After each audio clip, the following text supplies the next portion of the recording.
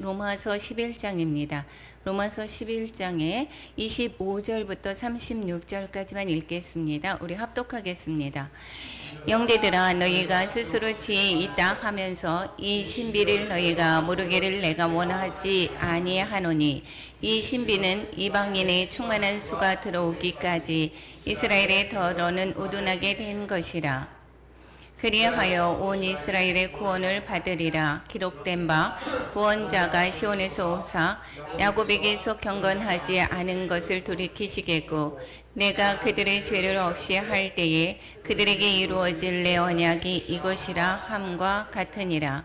복음으로 하면 그들이 너희로 말미암아 원수된 자요, 택하심으로 하면 조상들로 말미암아 사랑을 입은 자라. 하나님의 은사와 부르심에는 후회하심이 없느니라. 너희가 전에는 하나님께 순종하지 아니하더니 이스라엘이 순종하지 아니함으로 이제 긍휼을 입었는지라. 이와 같이 이 사람들이 순종하지 아니하니 이는 너희에게 베푸시는 긍휼로 이제 그들도 긍휼을 얻게 하려 하심이라. 하나님이 모든 사람을 순종하지 아니하는 가운데 가두어두심은 모든 사람에게 긍휼을 베풀려 하심이로다.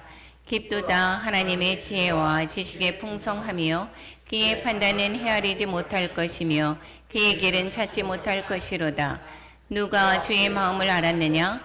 누가 그의 모사가 되었느냐? 누가 주께 먼저 드려서 갚으심을 받겠느냐? 이는 만물이 주에게서 나오고 주로 말미암고 주에게로 돌아감이라. 그에게 영광이 세세에 있을지어다. 아멘. 예. 오늘의 본문의 말씀처럼 이제 11장을 하게 되겠습니다. 로마서 10장까지 또 이야기하는 것은 어제 이스라엘이 넘어짐으로 말미암아 이방인에게 구원이 흘러갔다라는 이야기를 했었습니다. 전체적인 구조를 먼저 보고 그리고 또한 11장으로 나아가겠습니다. 계속해서 반복함으로 말미암아 우리 머릿속에 각인이 되도록 하는 것입니다. 각인이 되도록 1장부터 8장까지 믿음의 방법에 관해서 이야기를 하고 있었다라고 했습니다. 이것은 왜 암기하라는 것이 아니라 우선은 로마서에서 첫 번째 하나님의 복음에 관해서 이야기를 해야 될 거 아십니까? 그래서 이방인도 죄인이고 또 유대인도 죄인이고 모든 사람들의 죄에 또 이르렀다. 그래서 죄를 어떻게 해야 돼요? 그 죄의 대가는 심판을 받게 된다 해서 2장의 심판에 관해서 이야기하고 있습니다. 그리고 심판을 면하려면 그럼 어떻게 해야 되는가? 구원을 받아야 되겠죠. 그래서 하나님의 구원에 관해서 3장에 말씀하고 있고, 이 구원은 율법으로 말미암지 않고 먼저 모세의 율법 있기 전에 아브라함으로부터 거기에서부터 하나님께서 약속하신 그 구원이다라는 것입니다. 하나님께서 약속하신 것이다라는 것을 말씀하는 것이 1장부터 4장.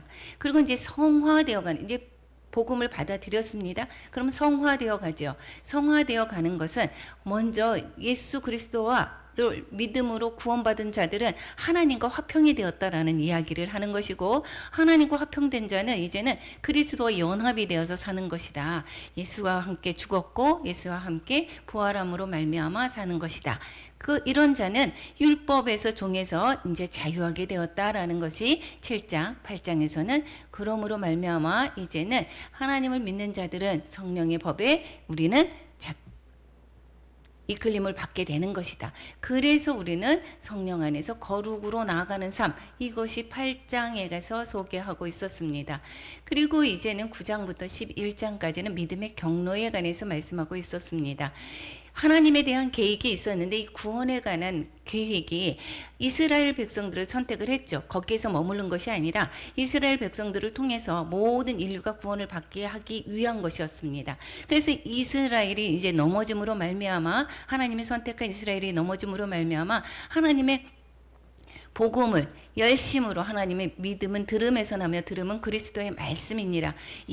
복음을 전하는 일에 열심이었었죠. 그래서 사람들을 통해서 열심으로 말미암아 많은 이방인들이 또 주께로 돌아오는 그러한 현재의 상황을 말씀하셨고, 그 다음에 11장 오늘에서는 이제는 그러면 이스라엘은 그럼 어떻게 되는 것이냐. 예, 하나님께서 이방인의 그 복음으로 받아들이는 것으로 말미암아 시기나게 해서 주께로 돌아오게 하신다라고 하는, 하나님의 남은 자들이 주께로 돌아온다라고 하는 하나님의 주권에 관해서 말씀하고 있습니다. 12장에서부터 16장까지는 믿음으로 구원받은 자의 삶에 관해서 말씀하고 있는 것을 우리는 알 수가 있게 되겠습니다. 11장에서의 하나님에서의 내용을 요약을 해서 보면 그러면 이스라엘이 완전히 버림을 받았는가? 그렇지 않다라는 것입니다. 아직도 이스라엘을 향한 복음은 그러면 유효한가? 유효하다라는 것이고, 불신앙의 동족에게 펴시고 계신 하나님의 소유는 과연 역사 속에서 어떻게 진행될 것인가? 이런 것들을 다루고 있는 것이 이 11장이고, 하나님의 주권적인 은혜로 택하심을 따라서 남은 자가 있는데, 이 남은 자를 부르셔서 세계 열방에 대한 구원 계획을 가지고 있다. 이 얘기가 지금 11장에 소개되고 있는 것을 알 수가 있게 되겠습니다. 이 하나님의 주권에 관해서 이 11장의 내용은 이제 또 나눠보면 두 부분으로 나누게 되다 보면 1절부터 24절까지는 하나님이 남긴 자에 관해서 말씀하고 있고, 25절부터 36절까지는 하나님의 그 부르심에 관해서 말씀하고 있습니다. 이스라엘은 잃어버린 자의 구원이다라는 것이죠. 남은 자. 이스라엘의 이 삭개오를 예를 우리 누가복음에서 예를 들면서 어떻게 합니까? 이제도 잃어버린 자를 내가 구원하러 왔노라라고 이야기를 하죠. 아브라함의 자손이노라 이렇게 이야기합니다. 이렇게 하나님께서 잃어버린 자를 구원하는 계획이 이 이스라엘의 남은 자를 구원하는 것입니다. 그래서 이 남긴 자들 하나님의 주권으로 말미암아 예를 들어서 이 바울과 엘리야를 또한 예를 들어서 설명하고 있고, 이 남은 또한 영적인 소경인 자들은 이스라엘 그 사람들이 영적인 소경 상태에 있음과 또 복음 전파를 위해서 하나님이 열심을 하고 있다라는 이야기가 이 11장에 구체적으로 설명되어 가고 있습니다. 우리가 먼저 1절부터 24절까지 한번 살펴보겠습니다.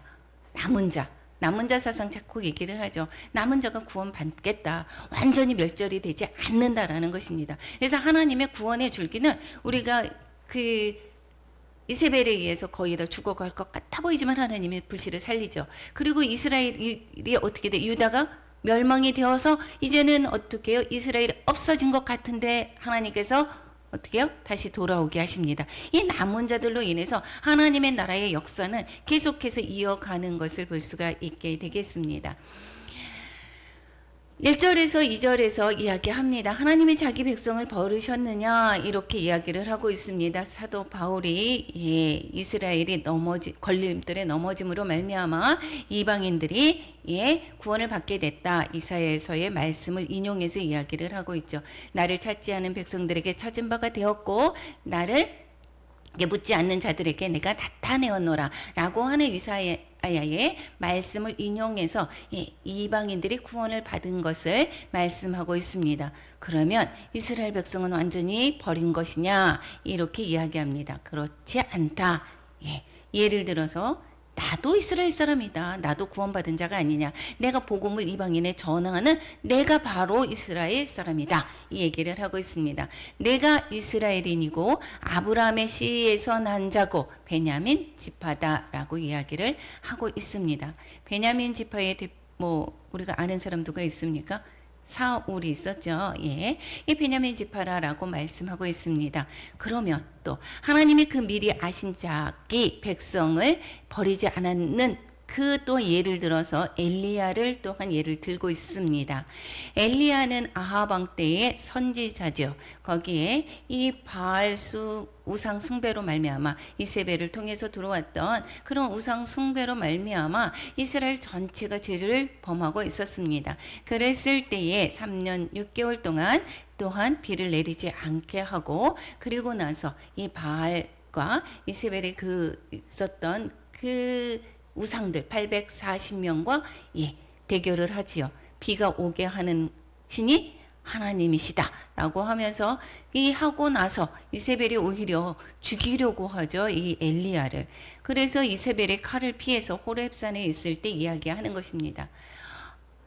주여 나만 다 주의 제단들을 펄어버렸고 선지자를 죽였고 나만 남았다 이렇게 이야기합니다. 내 목숨도 그런데 그 사람들이 찼습니다. 이렇게 이야기했더니 하나님께서 말씀하시기를 무엇이라고 얘기합니까? 내가 나를 위해서 바알에게 무릎 꿇지 아니한 사람 몇 명? 7,000명. 보여지지 않습니다. 다 죽은 것 같아 보이지만 하나님께서 7,000명을 남겨두셨다라는 것입니다. 그것은 여기에서 한번 보겠습니다. 7,000명이 그들이 원해서 남은 것입니까? 하나님께서, 주체가 누구이십니까? 하나님께서 하셨다라는 것입니다. 하나님께서 7,000명을 남겨두셨다라는 것을 말씀하고 있습니다. 그래서 은혜로 택하심을 따라 남은 자가 있습니다. 그런즉 이와 같이 지금도 은혜로 택하심을 따라 남은 자가 있다라고 이야기를 하고 있습니다. 이게 지금 누구에게 이야기하는 거죠? 이스라엘 백성에게. 이스라엘을 버렸느냐? 아니다. 나도 그렇고 엘리야도 얘기를 들어서 다 있었지 않았느냐? 이 이스라엘 다 버리지 않았다. 은혜로 택하심을 따라 남은 자가 이스라엘에 있다 이 얘기하는 것입니다. 그러면 그렇게 된 것이면 행위로 말미암는 것이 아니다. 예. 그러면 행위로 말미암는 것은 은혜가 아니죠. 그들의 행위로 말미암아 그들이 남은 것이 아니다라는 것을 말씀하고 있습니다. 하나님의 은혜로 말미암아 그들을 남겨두었다라는 것을 말씀하고 있습니다. 예, 이 남은 자는 예수를 메시아로 고백하는 유대인 또 그리스도인을 말씀하고 있는데 여기에서 지금 이스라엘의 남은 자들 이야기를 하고 있습니다. 하나님은 절망적인 상태에서도 상황 속에서도 당신을 섬기려고 하는 사람들을 남겨두십니다. 즉 하나님을 섬기려고 하는 자는 끝까지 어떠한 상황 속에서도 하나님을 남겨두셔서 하나님의 그 복음을 이어가는 것을 우리는 볼 수가 있게 되겠습니다.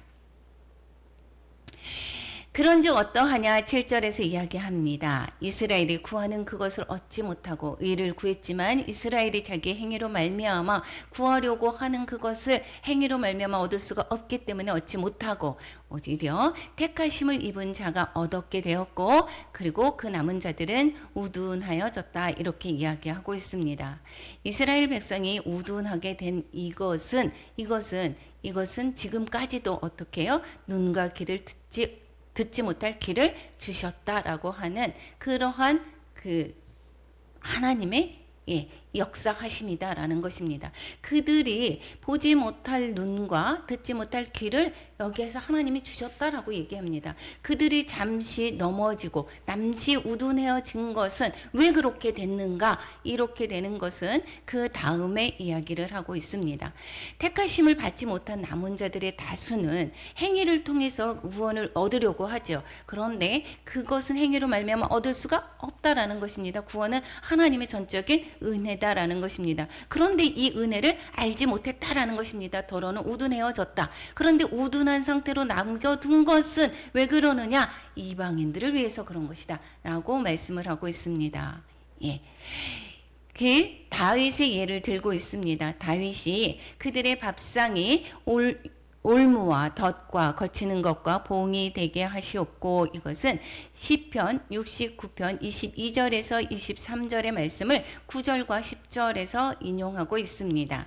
이것은 이 원수의 보응을 여기에서 보복을 위해서 기도한 것인데 이것은 율법주의자들에 대해서 이 바울은 적용을 하면서 이야기를 하는 것을 볼 수가 있게 되겠습니다. 여기에서 밥상은 여기에서 베푸신 생명의 밥상입니다. 즉 생명의 떡이신 예수 그리스도가 에스더를 거기에서 거치는 돌이 되었다라고 얘기를 했죠. 이 거치는 돌에 넘어졌다라고 이야기하는 것처럼 그들의 밥상이 구원의 밥상이 그들이 넘어지는 그러한 것이 되었다라는 이야기를 하고 있습니다. 즉 원수의 보복이 즉 율법주의자들 예수 그리스도를 모르는 자들이 넘어짐을 이야기를 하고 있습니다. 그러면 이제 영적인 소경이다. 이 사람들은 영적인 소경이다라는 것입니다. 구원의 소경이다라는 것입니다. 하나님의 말씀이 계속 구원의 은혜로 말미암아 얻어지는 것인데도 불구하고 행위로 말미암아 얻어지는 것이다 생각을 하는 이들은 완악한 상태다라고 이야기를 하고 있습니다. 완악한 상태는 착한 사람도 완악한 상태가 될 수 있습니다. 예, 완악한 상태다라고 하는 것은 마음이 강팍하다라는 것을 이야기하는 것이 아니라 영적으로 어떻게 해요? 예, 구원의 눈이 띄어지지 않았다라는 것입니다. 즉 영으로 눈과 귀와 마음이 닫혀 있어서 강팍한 것입니다. 내가 스스로 열심히 살면, 내가 스스로 선하게 살면 구원을 받을 것이지 라고 하는 것, 이 모든 것들이 다 무엇입니까? 영적인 소경이고 이것은 완악한 상태다라는 것입니다. 하나님의 은혜는 거부하는 것이, 이것이 바로 완악한 상태다라는 것을 말씀하고 있고, 이것은 또 거부할 뿐만 아니라 어떻게 해요? 본인이 죽도록 섬기는 것입니다. 얼마나 불쌍합니까?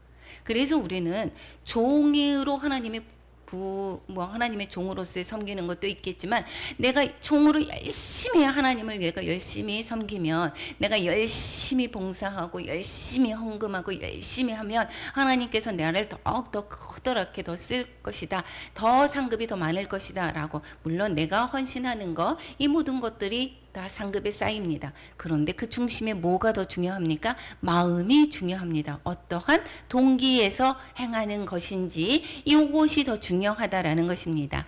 예배의 자리에 왔습니다. 이 예배도 어떻게 해요? 내가 어떠한 마음으로 예배를 참여하는 것인지, 내가 어떠한 삶 가운데서 어떻게 해요? 더 하나님을 섬기고 있는지. 그런데 그러니까 어떠한 사람은 저렇게 편안하게 그리고 목 설렁설렁 하나님께 예배를 드리는 것 같고 그렇게 하는데, 하나님은 그런 자를 또 어떤 보면 더 기뻐할 때가 있는 것을 볼 수가 있게 되겠습니다. 어떤 사람은 죽도록 일만 했는데 그것을 하나님이 기뻐하지 않는 사람들도 있습니다. 그것은 마음의 동기가 잘못됐다라는 것입니다.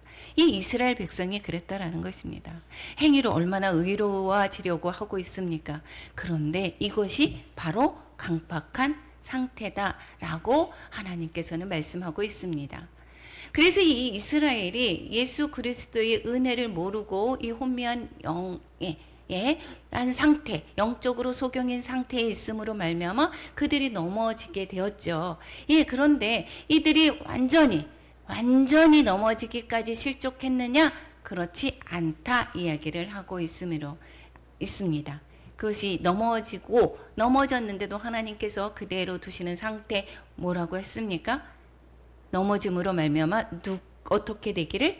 구원이 이방인에게 이르기를, 이렇게 얘기합니다. 그래서 이스라엘로 시기 나게 함이다 라고 이야기하고 있습니다. 이거 보면서 이 어린아이 키우는 사람과 강아지 키우는 거는 잘 알 수 있을 것 같습니다. 우리는 2마리를 키우기 때문에 정말 되게 더 와닿는데, 이 마음이, 이 강아지가 뭐를 줬는데 안 먹어요. 안 먹을 때 어떻게 합니까? 또 다른 강아지한테 어떻게 해요? 막 먹게 합니다. 그러면 시기가 나가지고 그거를 또 먹으려고 합니다. 그리고 어떻게 안 먹으면 이거 내가 먹는다 막 이렇게 하면 막 이제 와서 먹습니다. 어린 아이들도 막 안 먹고 그럴 때 옆에 친구가, 그래서 유치원이나 이렇게 가면 집에서는 안 먹다가도 유치원이나 이런데 학교에 가면 되게 잘 먹죠. 그것은 친구들이 열심히 먹으면 그 시기가 나고 셈이 나서 더 먹게 됩니다. 이 이스라엘을 그렇게 시기 나게 한다라고 하는 예를 들면 만약에 이러한 상태다라는 것입니다. 이 구원의 복음이 그들이 택했습니다. 9장에서 선택을 받았습니다. 선택받은 이름이 되게 많이 있죠. 그런데 그들이 어떻게 해요? 그들이 거치는 돌에 넘어졌다 이야기를 하고 있습니다. 은혜로 받는 구원을 모르고 행위로 말미암아 얻으려고 하는 그들의 어리석음을 이야기를 했었습니다. 그래서 10장에서 이것이 찾지 않았던 자들에게 찾은 바 되었다라고 이야기를 합니다. 그 복음이 이방인에게 그래서 넘어갔습니다. 이방인의 그 구원으로 말미암아 이 이스라엘이 시기냄으로 말미암아 다시 구원받게 되는 그러한 것으로 하나님이 이끌어 가시는 것을 볼 수가 있게 되겠습니다. 그러니까 이스라엘을 완전히 버리지 않았다라는 것을 말씀하고 있습니다. 이스라엘의 넘어짐이 세상의 풍성함이 되었습니다. 이스라엘의 넘어짐으로 말미암아 세상 가운데서 구원이 이르게 되었고, 그리고 또 그 이스라엘의 실패가 이방인들의 그 풍성함이 되었던 것을 우리는 알 수가 있게 되겠죠. 지금의 상태가 이스라엘의 백성들보다 많은 곳곳에 하나님의 그 복음이 전해져 있는 것을 우리가 알 수가 있게 되겠습니다. 그런 아브라함의 약속이 이 모두가 이루어 나가는 것을 우리는 알 수가 있게 되겠죠. 예수 그리스도로 말미암은 그러한 그 영적인 그 후손, 이 아브라함의 후손들이 하늘의 별과 같이 땅의 모래알 같이 점점 많아져가는 그러한 상태에 이르렀습니다. 그랬는데 하물며 이렇게 풍성하게 됐는데 그들이 넘어짐이 그렇게 됐지만, 그들이 다시 돌아올 때 충만할 때는 오죽하겠느냐. 그들이 모두 믿게 될 때는 얼마나 풍성함이 더하겠냐, 이렇게 이야기하는 것입니다.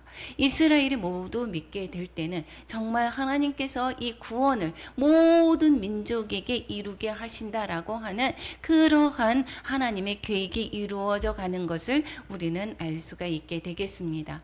이게 지금도 이 메시아직의 그 이스라엘들이 되게 많이 있죠. 메시아닉 주의시가 되게 많이 있습니다. 아직도 많이 있고 겉으로 드러나지 않지만, 남은 자가 7,000명이다. 이렇게 드러나지는 않지만 그 남은 자가 있는 것을 알 수 있듯이, 우리의 그 유대인들도 지금의 유대인들 보면 예수님을 믿는 사람들이 정말 많이 있습니다. 그것이 불이익을 당하고 또한 그 이스라엘에 겉으로 드러내면 또한 해를 받게 되기 때문에 드러나지가 않아서 그렇지, 그들이 정말 많이 있는 것을 우리는 알 수가 있게 되겠습니다.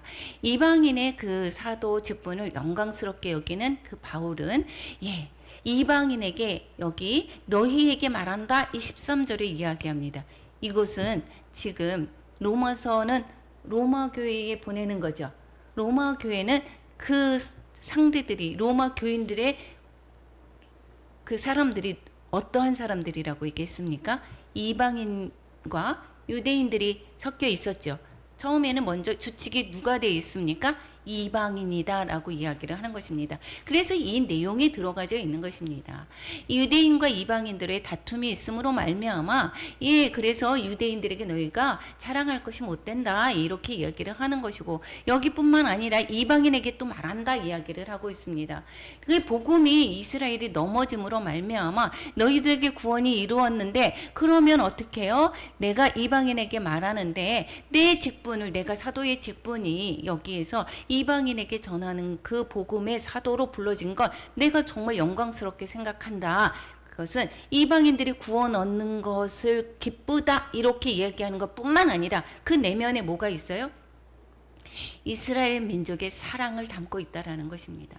이스라엘 민족이 어떻게 해요? 그들이, 이 이스라엘의 그 사람들이 이 이방인들이 복음을 받아들이는 것에 아무쪼록 시기해서 그들이 또한 복음을 받아들일 수 있게 하려 함이다라는 것입니다. 이 기뻐하는 그 근본적인 원인은 이방인들이 구원을 받은 것이 또 기쁘지만 그 내면에는 자신의 그 자기의 동족이 이스라엘 사람들이 그 이방인들로 말미암아 시기 나게 돼서 구원받는 것을 내가 거기에서 그래서 자랑스럽게 여긴다, 이렇게 이야기를 하고 있는 것입니다. 그들을 버리는 것이 세상의 화목이 되었거늘, 15절에 이스라엘을 버리는 것이 세상의 화목이 되었거늘, 그들이 받아들이는 것은 그들이 돌아오는 것, 그들이 복음으로 돌아오는 것, 죽은 자 가운데서 살아나는 것이 아니면 무엇인가, 이렇게 이야기를 하고 있죠. 이스라엘 백성들이 믿지 않았다가 복음을 받아들인다라고 하는 것은, 이것은 죽은 자가 살아나는 것과 같다라고 이야기를 하고 있습니다. 집 나간 둘째 아들, 아버지가 돌탕이라고 얘기했죠. 돌아온 탕자 이야기에서 둘째 아들이 돌아왔을 때 뭐라고 얘기했습니까? 이는 죽었다가 살아난 내 자녀다라고 이야기를 하지 않습니까? 이것처럼 이 이스라엘 백성이 집을 나갔다가 돌아올 때에 여기에서 다시 돌아오는 그 상황을 다시 살아난 것으로 표현하고 있습니다. 16절 이렇게 이야기합니다. 제사하는 처음 익은 곡식가루가 거룩한 즉 떡덩이가 그러하고 뿌리가 거룩한 즉 가지도 그러하다 이렇게 이야기합니다. 여기에서 처음 익은 곡식가루는 이게 레위기에서 이렇게 하죠. 이 곡식가루 중에서 처음에 익은 곡식가루를 제사를 지냅니다. 그러면 그 처음 익은 것은 대표성의 원리죠. 대표성의 원리라서 이것이 거룩하게 됐기 때문에 이 나머지도 다 거룩하게 되는 것입니다. 그래서 그 처음 것에 이거 먼저 드렸을 때에 전체가 다 대표성으로 다 거룩하게 되지는 것이다. 레위가 제사를 지남으로 말미암아 어떻게 레위인들이 하나님께 바친 자 되었다라고 얘기했죠. 이스라엘 전체를 거룩하게 구별한다. 이거하고 대표성도 똑같습니다. 익은 곡식가루가 거룩한 즉 떡덩이도 다 그렇다. 그리고 뿌리가 거룩한 즉 가지도 그렇다. 이 얘기를 하고 있는 것은 즉 무엇입니까?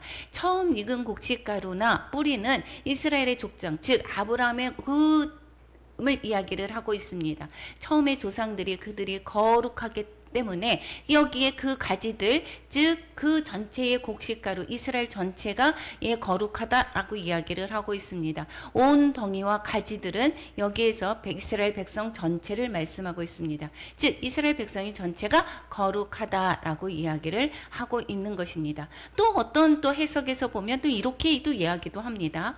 처음 익은 곡식이다. 이것은 유대인들을 이야기하는 것이고 뿌리다. 이것도 유대인을 이야기한다. 그리고 곡식가루다. 이것은 이방인들 그리스도인 이방인들이 그 복음을 전해받은 이방인 그리스도인들을 이야기하고 있고 가지도 이방인 그리스도를 이야기하고 있다. 그래서 유대인들이 거룩한 즉 너희들도 거룩한 것이다. 이렇게 보는 입장도 있습니다. 그렇지만 어쨌든 여기에서 이야기하는 것은 이스라엘 백성들을 버렸느냐? 그렇지 않다. 이 얘기서부터 나왔죠. 그러니까 이스라엘에 관한 것을 말씀하고 있는 것을 우리는 알 수가 있어서 처음 익은 곡식가루 조상들이 택했던 하나님의 이스라엘 백성을 거기에서 거룩했기 때문에 너희들도 어떻게 거룩하다. 이스라엘 전체가 거룩하다라는 것을 이야기하고 있다라고 보는 것이 저는 더 합당하다라고 생각해서 이렇게 말씀을 드립니다.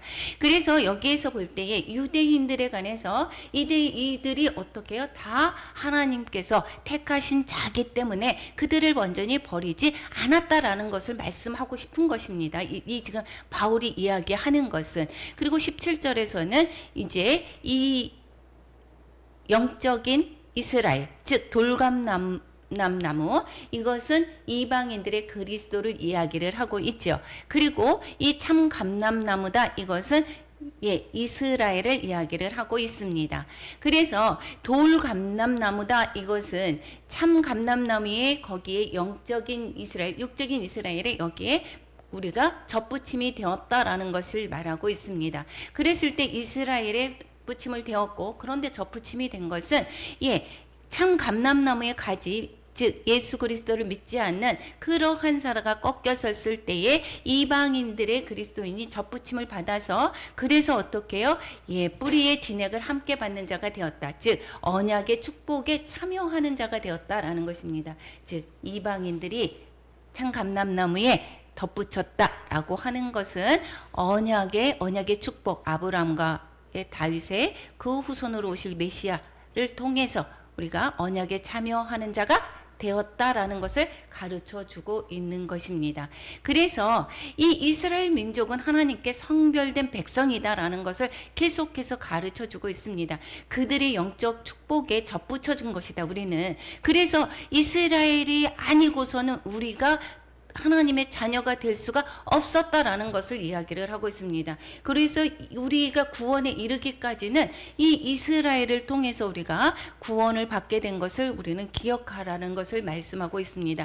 이방인 그리스도인들의 자랑을 그래서 경계하는 것입니다. 너희들이 이제는 이스라엘은 완전히 버려진 거야. 이거 우리는 이제는 영적인 이스라엘이 우리가 대표를 하는 거야. 이것이 아니다라는 것입니다. 그래서 우리는 언약의 축복에 수 있도록 돌 감람나무인데 참 감람나무에 젖붙임을 받은 상태다. 이래서 그 가지들을 향해서, 그래서 이스라엘을 향해서 자랑하지 말라 이야기를 하고 있는 것입니다. 계속 이야기를 합니다. 예, 우리가 이스라엘이 회복되기 전에는 계속해서 이스라엘, 육적인 이스라엘은 아주 하나님께서 버리셨어. 그리고 우리가 영적인 이스라엘이 하나님의 그 대표하는 거야라고 이야기를 했었습니다. 그런데 1948년 이스라엘이 회복이 되면서 어떻게 됐습니까? 하나님이 그들을 버리지 않았다라는 것을 계속해서 하나님이 이루어가는, 그 하나님의 말씀이 이루어가는 것을 우리는 볼 수가 있게 되겠습니다. 그 가지들을 향해서 그래서 자랑하지 말라 이야기합니다. 자랑할지라도 내가 뿌리를 보존하는 것이 아니고 그 뿌리가 너를 보존하는 것이다. 언약에 우리가 참여할 수 있는 것은 우리에게서 처음부터 우리에게 주셨던 언약이 아니죠. 아브라함이 택해서 불렀습니다. 그래서 아브라함의 후손에 통해서 여기에서 복을 주시겠다고 약속을 하셨습니다.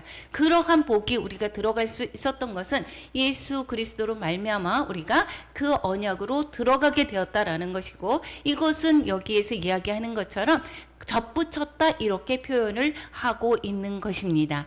그래서 여기에서 이스라엘이 꺾인 이유가 있다라는 것입니다. 그 꺾인 것은 어떻게 해요? 나로 하여금 접붙임을 받게 하려 함이다 라고 이야기를 하고 있습니다.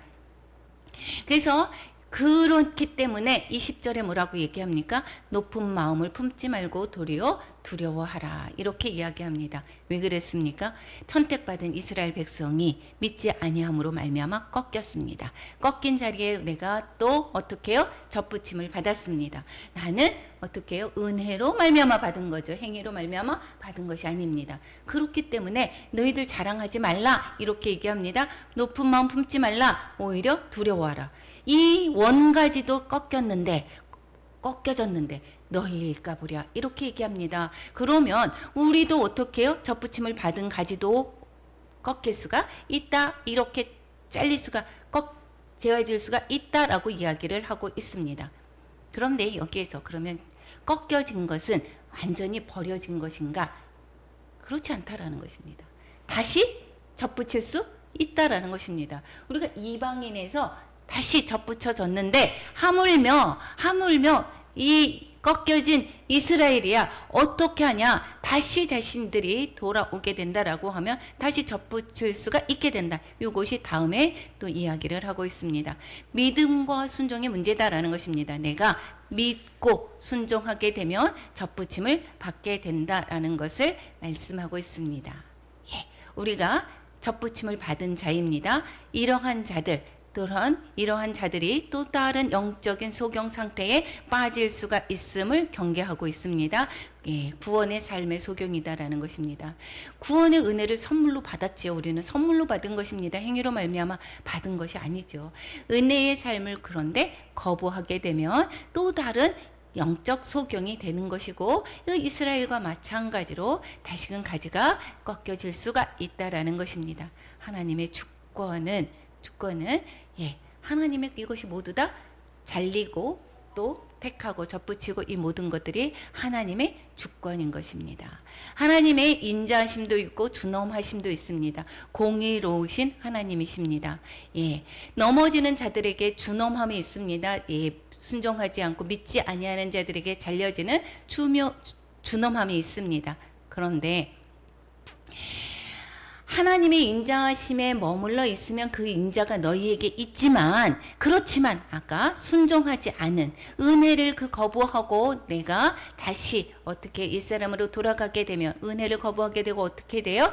영적인 소경 상태에 또 다르게 되면, 그렇게 되면 어떻게 된다고 얘기했습니까? 너도 찍히는 바 될 것이다 이렇게 이야기하고 있습니다. 그래서 우리는 자랑하지 말아야 될 것이고 교만하지 말아야 될 것입니다. 그리고 두려워하라라고 얘기를 했습니다. 예, 계속해서 예, 두려워하라. 그 우리의 삶 가운데서 정말 하나님과의 또 영적인 귀를 항상 우리는 예민하게 열어놔야 될 것입니다. 내가 이 상황 속에서 하나님이 나에게 말씀하시는 것은 과연 무엇인가? 하나님께서 여기에서 내게 우리의 상황과 조건 속에서 내게 하나님께서 원하시는 것이 무엇인가? 늘 하나님의 귀에 말씀에 우리가 귀를 기울이고 그리고 항상 예, 우리가 순종함으로 하나님의 그 구원의 삶을 은혜 받은 바 그 은혜를 또한 우리는 순종으로 갚아야 될 것입니다. 23절에 이야기하고 있습니다. 그들도 믿지 하는데 머무르지 아니하면 그들이 누구입니까? 이스라엘도 믿지 아니하는데 찍혀진 자들이 믿지 아니하는데 머무르지 않고 즉 예수님을 믿게 되면 그러면 어떻게 해요? 접붙임을 받게 된다 이야기를 하고 있습니다. 그들을 접붙이실 능력이 누구에게 있습니까? 하나님께 있다라는 것입니다. 하나님의 주권을 말씀하고 있습니다. 그래서 이것은 우리가 이스라엘에 의해서 우리가 기억해야 될 것은 우리는 빚진 자입니다. 우리가 구원이 이스라엘을 통해서 우리는 접붙인 자가 된 것이지 우리 스스로 우리가 뿌리를 지탱하고 우리 스스로 할 수가 있었던 것이 아니다라는 것입니다. 그래서 우리는 이스라엘에 대해서 기도하게 되고 이스라엘에 또한 그 구원을 위해서 우리도 끝까지 하나님의 그 복음에 순종해서 그들이 무리를 통해서 시기나게 해서 그들이 다시 주께로 돌아올 수 있도록 우리는 그들에게 더욱더 육적인 것으로도 섬기게 되고 또 기도로서 함께 또 합심해서 우리를 힘을 보태야 되는 것입니다. 24절에 이야기를 하고 있습니다. 내가 원 돌 감람나무에서 찍힘을 받고 본성을 거슬러 좋은 감람나무에 젖붙임을 받았으니 우리가 좋은 감람나무에 참 감람나무에 젖붙임을 받았습니다. 그랬는데 하물며 우리는 돌감람나무에서도 참감람나무에 젖붙임을 받았는데 원 그 가지인 이스라엘 사람들 그 찍혔던 그 사람들이요. 이 사람들은 어떻게 오죽하겠느냐. 저 감람나무 자기 감람나무에 젖붙임을 받지 않겠느냐 이야기를 하고 있습니다. 불신앙이 제거가 되면 다시 젖붙임을 받게 된다라는 것을 말씀하고 있습니다. 이것은 갈라디아서 3장 14절에서 보면 우리 말씀한 것입니다. 우리가 돌 감람나무에서 참 감람나무의 덜붙임을 받은 상태가 이것은 그리스도 예수 안에서 아브라함의 복이 이방인에게 미치게 하고 이렇게 되죠. 그리고 우리로 하여금 믿음으로 말미암아 성령의 약속을 받게 하려 함이라. 그 뿌리가 그 언약에 우리가 동참하게 되었다라는 것입니다. 성령의 약속을 우리는 받고 그 언약의 백성으로 우리는 들어왔다라는 것입니다. 언약이 어디에서부터 시작됐습니까? 이스라엘로부터 시작이 되었습니다. 이스라엘부터 하나님이 선택을 하셨고 이 이스라엘만 선택하기 위해서 하나님이 이스라엘을 선택한 것은 아니고 모든 만민이 구원받게 하기 위한 그런 계획이었지만 먼저 이스라엘을 택했습니다. 그 이스라엘의 언약의 약속이 우리가 젖붙임으로 말미암아 하나님의 구원 계획은 모든 자들이 구원에 이르도록 하기 위한 것입니다. 그렇기 때문에 그 과정 속에서 우리가 이방인들이 하나님의 언약 안으로 들어오는 과정 속에서 이스라엘의 넘어짐이 있는 것이다라는 것입니다. 이것은 그 구원 계획 속에서 그 과정 속에서 이스라엘의 어떠한 부분은 희생인 것이나 마찬가지입니다. 그렇기 때문에 이들은 하나님이 완전히 버리신 것이 아니다 이야기를 하고 있습니다. 하나님의 부르심에 관해서 25절에서부터 36절까지 말씀하고 있습니다. 하나님의 부르심은 이스라엘을 통한 세계 열방의 구원 계획이다라는 것입니다. 이스라엘을 통하지 않고가 아니라 이스라엘을 통한 세계 열방의 구원 계획이었다라는 것입니다. 하나님의 부르심. 그래서 우리가 구약에서 보면 이스라엘 관한 이 이야기가 모두 나와 있습니다. 그것이 왜 필요합니까? 우리의 구원 계획이 이스라엘을 통해서 구원 계획을 이루셨기 때문에 거기에서 하나님의 뜻을 우리가 알게 되고 구약의 내용들을 이스라엘의 그 모든 하나님의 그 섭리하심을 통해서 우리가 하나님의 우리가에게 향하신 하나님의 그 뜻을 우리가 알 수 있는 것이다라는 것입니다. 구원의 경로가 어떻게 되느냐? 다시 한번 25절에서 26절 오늘 본문 읽었었죠. 어떻게 했습니까? 내가 너희가 모르기를 원하지 않는다 이렇게 얘기했습니다. 그런데 이 신비가 무엇이냐? 이방인의 수가 충만한 수가 들어오기까지 이스라엘의 더러는 우둔하게 된 것이다. 계속 이야기를 하죠. 먼저 이스라엘을 택했습니다. 이스라엘이 넘어졌습니다. 이스라엘이 예수 그리스도의 그 은혜로 말미암는 구원을 아직 모르고 있습니다. 그래서 행위로 말미암아 구원 얻는 것으로 자신이 열심히 했지만 그것을 얻지를 못하는 것입니다. 그런데 이렇게 우둔하게 된 것은 무엇 때문에? 이방인의 그 택하신 백성들이 모두 다 들어오기까지 하나님이 우둔하게 하셨다라고 이야기를 하고 있습니다. 그리고 나서 이방인의 그 택하신 백성들이 차게 되면 이스라엘이 구원을 받을 것이다 이 얘기를 하고 있습니다. 이 26절 온 이스라엘이 구원을 받으리라. 요것이 난해 구절입니다. 요것으로 인하여서 이스라엘에서 이 이스라엘 모든 백성 이스라엘 민족 전체가 다 구원을 받을 것이다 라고 하는 자들이 있고 그렇게 해석하시는 분들도 있고 모든 유대인과 이방인 가운데 이 구원받은 자들을 말하는 것이다 이야기하는 것이고 이것은 칼빈이 이렇게 이야기를 하고 있습니다. 또 뿐만 아니라 마지막 세대의 유대인 대다수를 이렇게 말씀하고 있다 이야기를 하고 있습니다. 여기에서 많은 자들이 온 이스라엘이 구원을 받을 것이다 라고 이야기를 하는 것은 이스라엘이 회복이 되었고 이제 마지막 때에 이스라엘의 모든 민족들이 구원을 받을 것이다. 이래서 이제 이렇게 해석을 하시는 분들도 정말 지금 이스라엘에 관해서 많이 눈이 열려져 있고 그러신 분들이 이렇게 해석을 하는 것이고 또 모든 유대인과 이방인 가운데 이방인 가운데 구원받은 백성들 즉 이 구원받은 자들 이 이스라엘의 모든 그 사람들이 100% 구원을 받을 것이다가 아니라 하나님께서 그 택하신 자들의 구원을 이룰 것이다. 마찬가지로 이방인에서도 하나님의 택하신 자들이 구원을 얻을 것이다 라고 이야기를 하는 것이 또 많은 또한 대다수의 사람들의 이야기가 되기도 합니다. 그래서 어떻게 해석을 하든 하나님께서는 이스라엘이 구원은 어떻게 된다고요? 마지막 때에 더 이루어질 것이다. 이것이 모든 전체 예를 이야기를 하는지 하나님께서 택하신 그 유대인을 말씀하는 것인지는 그렇게 우리가 정확히 알 수는 없지만 그렇겠지만 하나님의 그 계획이 이것이 이스라엘을 택했고 이스라엘로 말미암아 이방인들이 구원을 얻었고 그리고 말미암아 이스라엘이 다시금 구원으로 시기나게 함으로 말미암아 구원을 얻게 될 것이다 라는 것을 말씀하고 있습니다. 26절에서 다시 한번 보게 되면 구원을 받으리라 기록된 바에 이사야서를 인용하고 있습니다. 구원자가 시온에 오사 야곱에서 경건하지 않은 것을 돌이키겠고 그 시온에서 오사 이것은 메시아를 이야기를 하고 이제 예수 그리스도를 말씀하고 있습니다.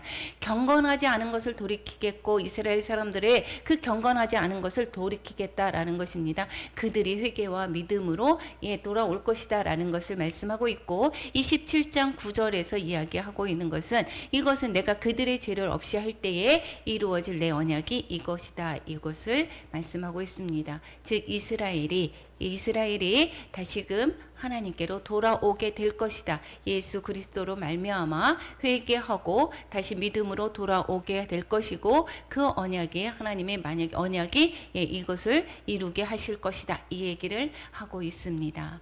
28절에서 보면 복음으로 하면 이스라엘 사람들이 복음으로 하면 원수가 되었죠. 이방인들이 복음으로 하면 그 너희들은 그 예수 그리스도를 믿음으로 말미암아 얻는 것이 아니야. 구원이 행위로 말미암아 얻는 거야 라고 하는 그러한 입장을 취하기 때문에 복음으로 하면 그 너희들과 그리스도인들과 원수가 됐지만 택하심으로 하면 조상들로 말미암아 사랑을 입은 자다 이야기를 하고 있습니다. 그런데 택하심으로 이 사랑을 입었다 이야기합니다. 그런데 하나님의 은사와 부르심에는 후회함이 없다라고 얘기했습니다. 이스라엘을 택하신 것에 후회함이 없다라고 얘기를 하고 있습니다.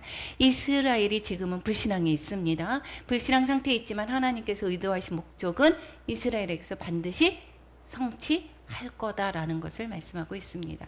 하나님께서 계속 이스라엘이 유다가 멸망이 되어서 바벨론의 포로로 가게 됐습니다. 그렇지만 하나님께서 아주 버리셨느냐? 그렇지 않다라고 얘기를 했습니다. 그들이 다시 돌아오게 될 것입니다. 예, 그거와 마찬가지로 이 이스라엘이 지금 구원에 이르지 못했지만 어떻게 해요? 그들이 다시금 하나님의 택하심으로 말미암아 하나님의 사랑을 입은 자다라고 했습니다. 하나님의 주권적으로 그들을 또한 다시 부르실 것을 말씀하고 있습니다. 이스라엘의 많은 자들이 구원을 얻을 것입니다. 그것이 하나님의 그 구원의 계획입니다. 이스라엘을 버리지 아니하셨다라고 말씀을 하고 있습니다. 부르심은 하나님의 부르시는 것은 무엇입니까? 구원의 목적이 있는 것입니다. 구원을 하시려고 부르시는 것입니다. 우리가 어떠한 고난 가운데 있는 것도 이것은 결국은 우리가 구원하기 위해서 우리를 구원받게 하기 위한 그 고난의 과정을 하나님이 허락하시는 것입니다. 그래서 우리가 하나님의 부르심은 우리가 우상의 속을 갈대아우르에서 아브라함을 불렀죠. 그 부른 것과 같이 하나님의 부르심은 우리들도 이방 세상, 우리의 세상 가운데 있는 그러한 상태에서 우리를 부르셨습니다. 우리를 그것은 부르신 것은 왜 그랬습니까? 우리를 구원하시려고, 우리를 생명과 평안 가운데 살게 하시려고 우리를 부르셨다라고 하는 것입니다. 그리고 우리도 그 약속하신 그 예수의 씨로 구원의 복을 받고 새 땅으로 인도함을 받게 하려는 것입니다. 얼마나 감사한 것입니까? 하나님의 구원 계획, 우리는 우리 시각으로 그리고 우리의 요러한 2차적인 그러한 3차적인 그러한 그런 생각으로 우리가 하나님을 평가하고 판단할 때가 너무도 많이 있죠.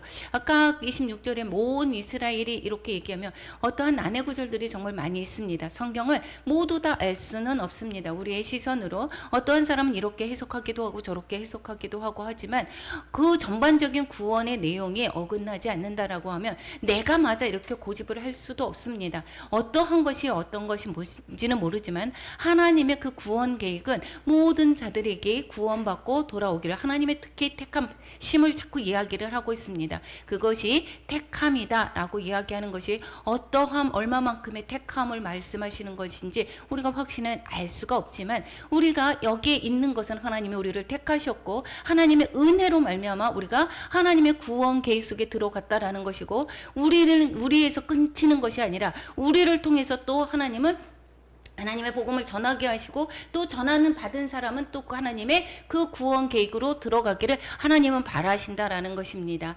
그래서 이 이스라엘을 통해서 하나님이 시작이 되었던 우리가 그 나비 효과라고 했죠. 거기에서의 그 작은 날개짓이 이스라엘부터 시작했던 그 날개짓이 이 모든 인류가 그것에 날개짓이 토네이도가 된다라고 얘기한 것처럼 나비 효과라고 하죠. 그것이 이 구원의 그것이 계획들이 하나님이 그 온 세계를 다 되돌아서 다시 이스라엘로 향해 가는 것을 우리 지금 현재서도 볼지 않습니까? 우리를 복음으로 변화시켜주고 우리 땅을 변화시켜주시고 중국을 또 넘어서 인도를 가고 인도에서 이제 다시 이슬람권을 건너서 이제 예루살렘으로 하나님의 이스라엘의 그 구원 계획을 이루어 가실 것입니다.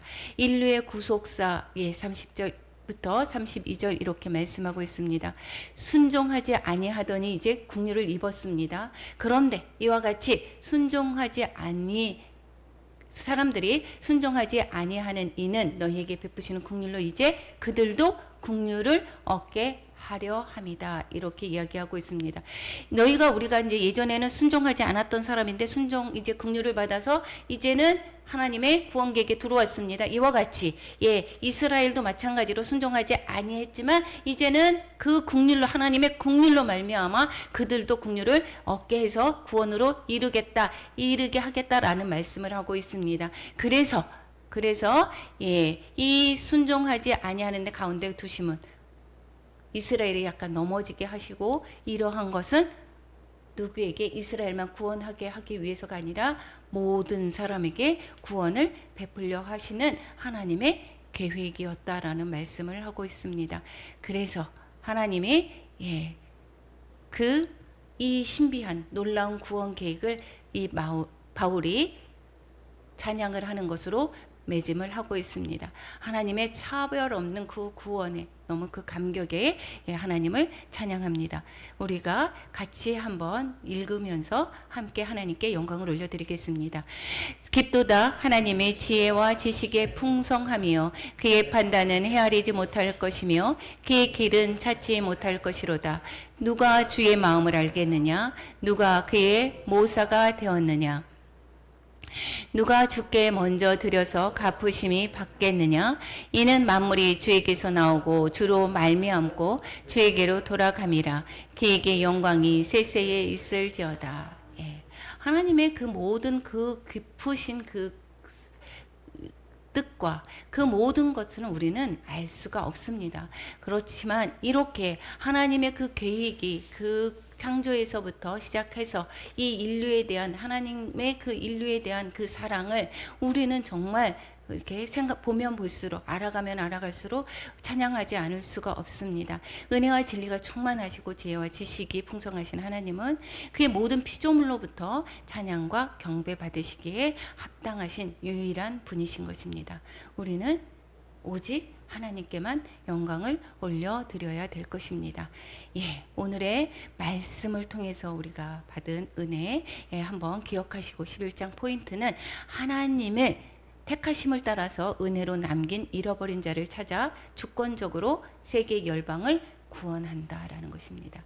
세계 열방을 구원하시기 위한 하나님의 열심은 먼저 택했던 장자의 이스라엘을 넘어지게 하고 그들로 인해서 이방인들이 구원을 받고 또 다시 또 이방인들로 인하여서 또 이스라엘이 오히려 시기나게 해서 이스라엘을 구원하려고 하는 하나님의 놀라운 그 계획이 있다라는 것을 볼 수가 있게 되겠습니다. 적용입니다. 하나님은 모든 시대에 남은 자들을 남겨두십니다. 남은 자를 남겨두시고 그 남은 자는 하나님의 은혜로 택하심을 받은 것입니다. 행위로 말미암아서 저 사람이 너무도 착해서 저 사람은 정말 너무도 의로워서 이것이 아니라 하나님의 은혜로 택했다라는 것입니다. 남은 자로서의 사명을 잘 감당하는 우리가 되기를 원합니다. 민족이나 국가나 그 어떤 것도 아닌 믿음으로 말미암아 구원을 얻는 것입니다.